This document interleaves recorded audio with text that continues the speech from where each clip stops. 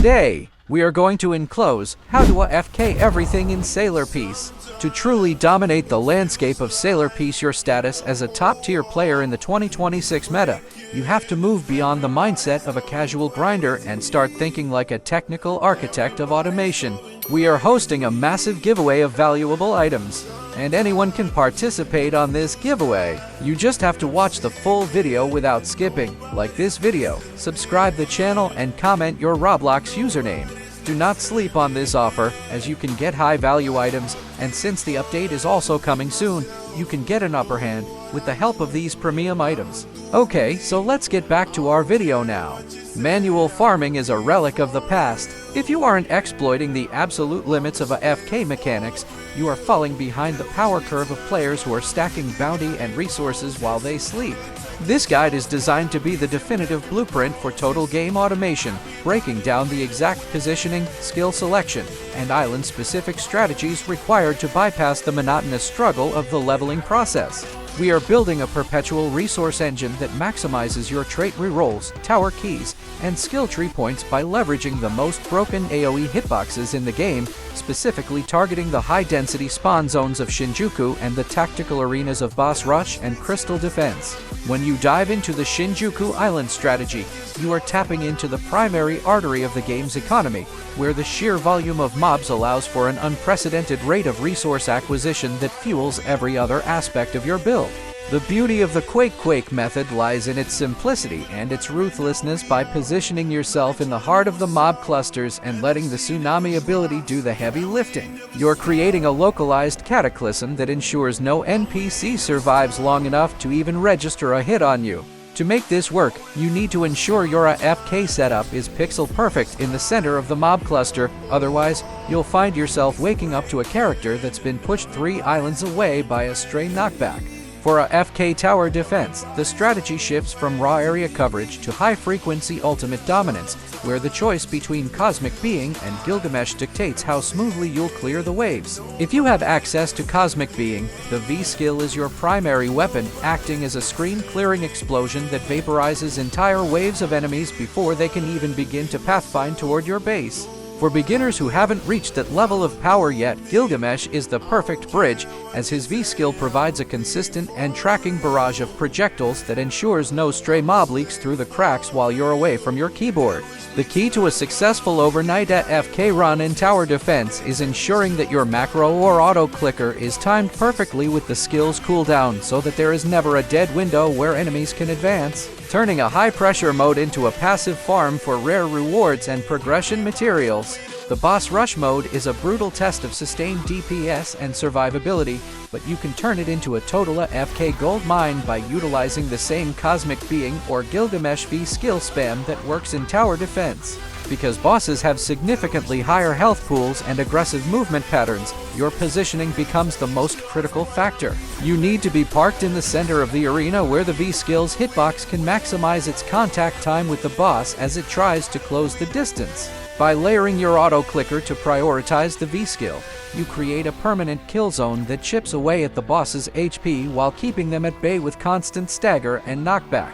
This method is the fastest way to farm the high-tier rewards that Boss Rush offers without having to manually dodge a single attack, allowing you to stack up the materials needed for your Abyssal Crown and other legendary gear sets while you're doing something else entirely. To maximize this, you need to understand that the V-skill acts as a stagger lock mechanism that prevents the boss from ever finishing its own attack animations. By standing in the center, you force the boss to pathfind directly into the highest density part of your attack frames, ensuring no damage is wasted on empty air. This constant pressure is vital because it breaks the boss's stance, stopping them from using their high-damage ultimates that would otherwise end your AFK run. You should also ensure your macro includes a tiny ray-centering movement to counteract any physical knockback that might slowly drift you away from your optimal spot.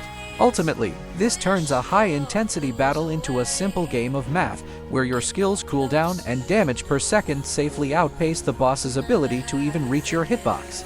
When it comes to the dungeon grind, The goal is to create a seamless loop of destruction that allows you to clear rooms and collect rewards with zero manual intervention. Just like in the previous modes, the Cosmic Being or Gilgamesh V skill is the engine that drives this AFK setup, though dungeons often require a bit more attention to ensure your character isn't getting caught on the geometry.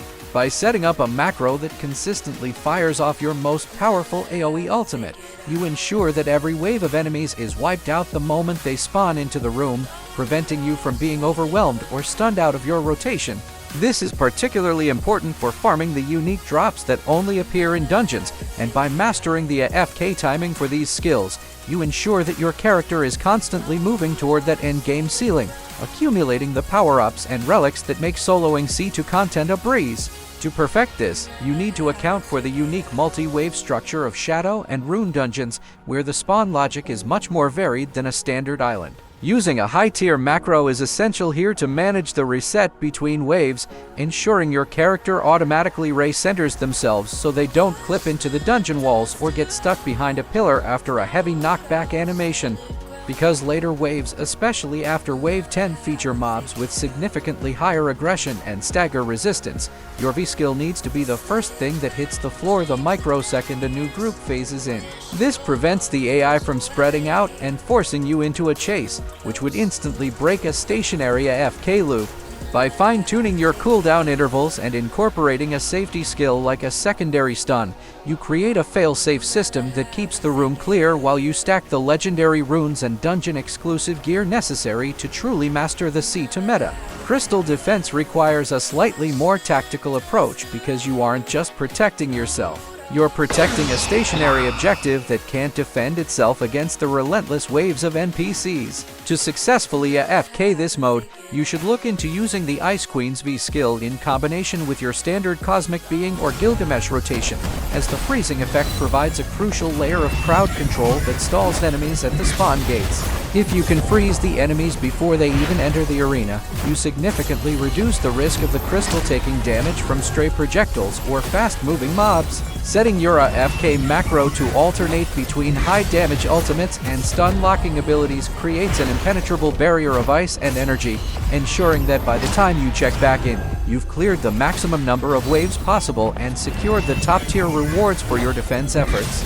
To push this method past Wave 30 and truly optimize your coin output, you need to exploit the specific knockback and freeze frames unique to the Ice Queen Esdeath sword. Unlike standard modes where damage is the only metric, Crystal Defense is a game of space management.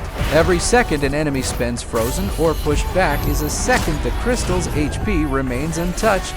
By layering your auto-clicker to fire the Ice Queen's V skill alongside the massive AoE of Cosmic Being, you create a safety buffer where the high DPS ultimate clears the room while the Ice Blizzard prevents any survivors from closing in. This setup is your primary path to farming crystal coins for the anti-magic gear, as it utilizes a reset tech where you position your character just slightly in front of the objective, far enough to catch mobs at the spawn gate but close enough to act as a human shield. This dual-layer defense turns the most stressful mode in C2 into a consistent, automated resource machine that protects your progression even while you are completely AFK. Farming Bloodline Stones is one of the most tedious parts of the game if you do it manually, but by traveling to the starter island in C2 and utilizing a stationary AFK strategy, you can collect them by the hundreds. The trick here is to sit in the absolute center of the island and use the Quake Fruit C ability to send out constant shockwaves that clear the entire map at once.